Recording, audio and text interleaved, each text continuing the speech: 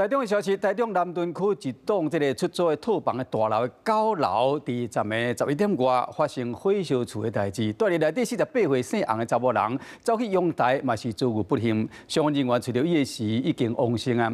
火烧厝的当时，几百位住户着惊，拢走到楼骹唔敢困。有住户就讲，导火进前有听到一对男女的冤家，有可能是有人放火。伊毋过警方一个调查发现，讲死者住在套房内有混杂啊。所以讲，这可能是火烧厝的原因。有人呢，有人在那边。对面的老瓦厝9楼着火，火势甲烟一直冲出来，火是烧甲真猛。一个查甫人吊伫咧阳台，靠伫咧栏杆，无所在通走。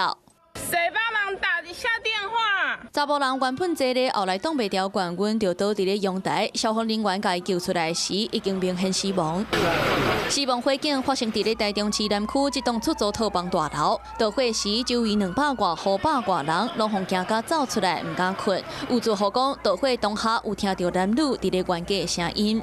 男女吵架的声音，你不要这样子，你不要这样子，这里有我的声音，然后就听到嘣一声，开始燃烧了。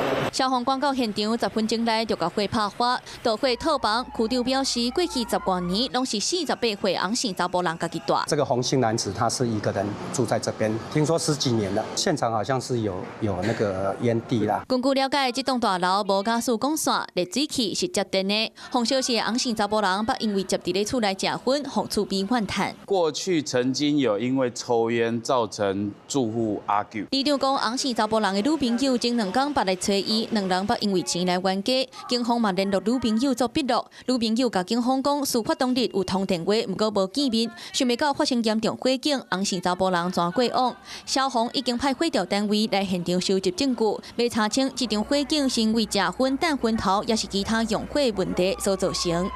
Hello， 我是雷亚，想要抢先掌握最及时的新闻资讯吗？赶快订阅、按赞、开启小铃铛，锁定华视新闻 YouTube 频道。